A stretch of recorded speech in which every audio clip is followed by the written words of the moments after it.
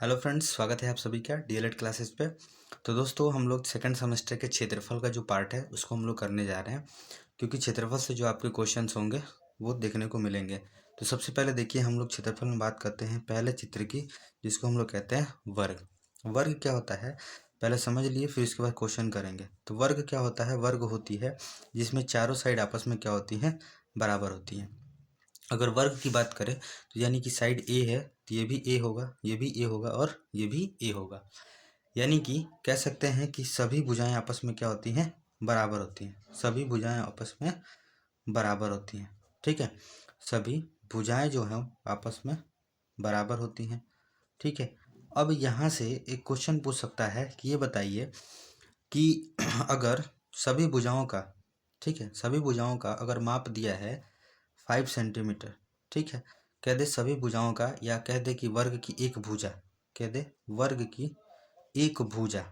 ठीक है, तो वर्ग की भुजा कितनी दे दे 5 सेंटीमीटर, वो कह दे आपसे कि परिमाप बताइए। ठीक है, और पूछ सकता है कि क्षेत्रफल बताइए। तो सबसे पहले याद रखिए कि परिमाप और क्षेत्रफल में क्या अंतर होता है।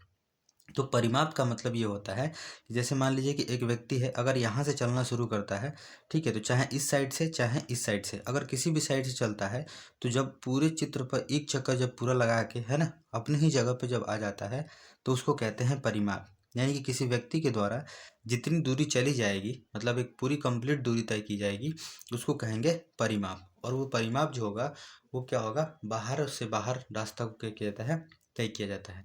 ठीक है, अब क्षेत्रफल की जब बात करते हैं तो क्षेत्रफल जैसे क्या कहोगा कि इस क्षेत्रफल यानी कि इस वर्ग में कि जो एरिया ये पूरा अंदर का दिख रहा होगा, ये क्या है, क्षेत्रफल है। ठीक है, जैसे कह दे कि एक वर्ग के अंदर हमको क्या बताना है, टाइल्स बिछानी है, या कह दे ईंट बिछानी है, तो हम क्या निकालेंगे, उसका क्षेत्रफल निकालेंगे।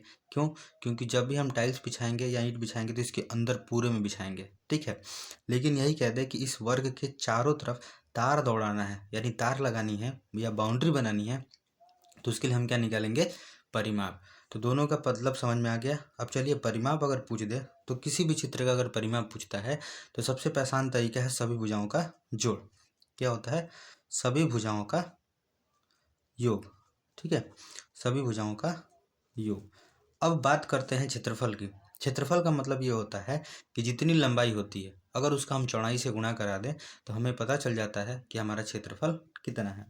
तो इसमें क्या होता है, लंबाई गुणे चौड़ाई। अब ध्यान से देखिए कि लंबाई और चौड़ाई दोनों आपस में बराबर ही है। ठीक है, तो लंबाई चौड़ाई बराबर है, इसीलिए हम लोग क्या लिख देते हैं, भुजा गुणे भुजा, यानी साइड इंटू साइड। क्या लिखते हैं, साइड इंटू साइड, या कहीं कहीं आपको देखने को मिलेगा साइड का स्क्वायर। ठीक है, तो ये मत देखना है कि साइड का स्क्वायर है इसका मतलब कुछ और होता है, नहीं, साइड का स्क्वायर का मतलब ये हो गया कि उस साइड का, यानी जो भुजा होगी उसका 2 बार गुणा किया होगा। ठीक है, और परिमाप का एक और फार्मूला कहीं कहीं लिख देता है 4 गुणे भुजा। यानी कि भुजा मतलब कितनी होगी, साइड, यानी साइड कितनी है, 1 2 3 4, 4 साइड्स हैं, इसीलिए हमने 4 गुणे भुजा कर दिया है। तो इसमें दोनों में कन्फ्यूजन नहीं करना है। परिमाप कहेगा तो सभी भुजाओं को जोड़ भी सकते हैं, और भुजा कहेगा तो 4 गुणे भुजा भी कर सकते हैं। चलिए, इसी पे क्वेश्चन यही था कि वर्ग की एक भुजा दी है 5 सेंटीमीटर, तो मान लीजिए परिमाप पूछ दे, तो परिमाप हम हमें निकालना है। तो परिमाप का सूत्र यहाँ पे अभी क्या पढ़े हम लोग, भुजा गुणे 4, ये 4 गुणे भुजा, तो लिखेंगे 4 गुणे 5, यानी 5 चौका 20 मीटर।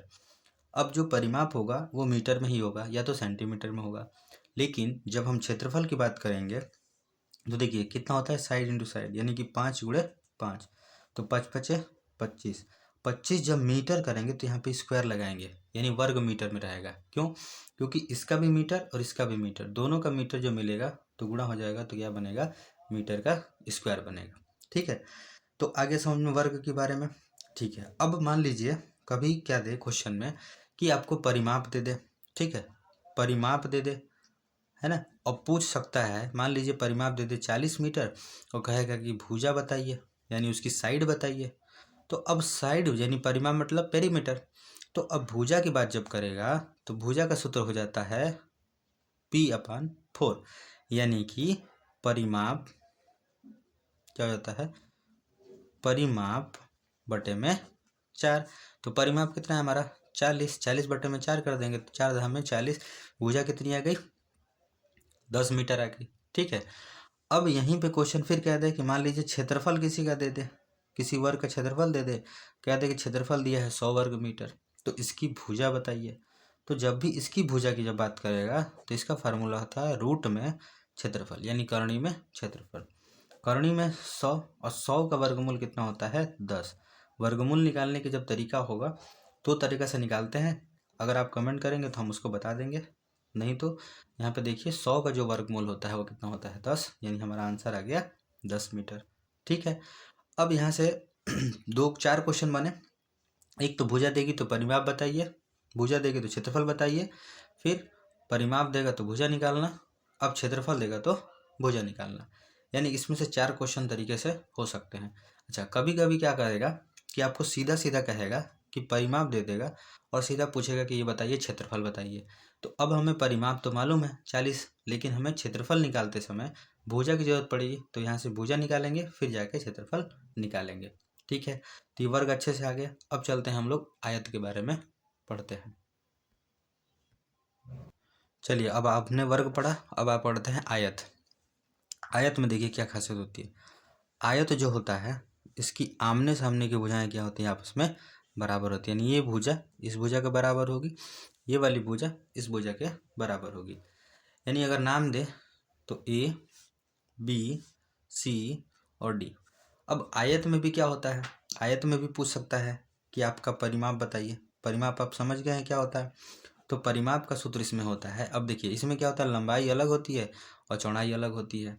तो अभी हमने बताया था कि सभी भुजाओं का जोड़ होता है। ठीक है, एक तो ये फार्मूला है। अगर मान लो कोई आपको फार्मूला नहीं याद आ रहा है तो सभी भुजाओं का योग निकाल दीजिए, यानी कि जो भी भुजा होगी सभी को उठा के जोड़ दीजिए। यानी एल ये है, ये भी एल है, और ये बी है तो ये भी बी होगी। तो लिख सकते हैं L plus B plus B. ठीक है, अगर मान दिया तो मान जोड़ देना है। एक और फार्मूला होता है 2 ब्रैकेट में लंबाई प्लस चौड़ाई। अब ये फार्मूला निकल के आया कहाँ से, यहाँ से, क्योंकि देखिए 2 बार एल आया है तो 2 कॉमन ले लिए हैं, 2 बार बी आया है तो बी कॉमन ले लिए हैं। यानी कि यहाँ फार्मूला हो गया 2 कोष्ठ में लंबाई प्लस चौड़ाई। ये किसका हो गया, परिमाप का हो गया। अब क्षेत्रफल की जब बात आती है तो क्षेत्रफल बराबर सूत्र होता है लंबाई गुणे चौड़ाई। लंबाई यानी कि L इंटू बी। ठीक है, चलिए क्वेश्चन देख लेते हैं। कह रहा है कि एक आयत है, इसकी लंबाई मान लीजिए 40 मीटर है और चौड़ाई कह रहा है कि 10 मीटर है। तो अब देखिए यहाँ पे परिमाप निकालेगा। परिमाप का सूत्र अभी हमने पढ़ा 2 ब्रैकेट में लंबाई प्लस चौड़ाई। 2 ब्रैकेट में लंबाई कितना है 40 प्लस चौड़ाई कितना है 10, यानी कि 10 और 40 कितना हो गया 50, और 50 गुणे 2 कर देंगे तो 100 मीटर हमारा परिमाप निकल गया। अब इसी पे क्वेश्चन कहते हैं क्षेत्रफल बता दीजिए। तो क्षेत्रफल निकालने के लिए सूत्र हमने पढ़ा लंबाई गुणे चौड़ाई L इंटू बी। लंबाई कितना है 40 और चौड़ाई कितना है 10, यानी कि 400। अब यहाँ पे मीटर स्क्वायर लगाएंगे, क्योंकि जब भी क्षेत्रफल बताते हैं तो हम लोग स्क्वायर में ही बताते हैं, उसका मान जो होता है वो स्क्वायर में ही आता है, यानी वर्ग में ही आता है। तो आपको दो चीज़ अच्छे से समझ में आ गई, आयत और वर्ग। अब यहाँ पे आप क्वेश्चन कभी भूलेंगे नहीं। हाँ, एक चीज़ और याद रखिए कि अगर मान लीजिए आपसे कह दे कि क्या हम वर्ग को, है ना, क्या वर्ग को आयत कह सकते हैं, आयत कह सकते हैं, तो आपका उत्तर होना चाहिए हाँ। क्यों, क्योंकि जब वर्ग होता है उसकी चारों भुजाएं आपस में बराबर होती हैं। आयत के आमने सामने की भुजाएं बराबर होती हैं, तो जब वर्ग के चारों बराबर होती हैं तो आमने सामने की बराबर तो होगी ही होगी, है ना। तो इसमें कंफ्यूजन नहीं होना है। ठीक है, चलिए अब हम लोग मिलते हैं अगले वीडियो में आपको एक नए क्वेश्चन के साथ। तब तक के लिए धन्यवाद।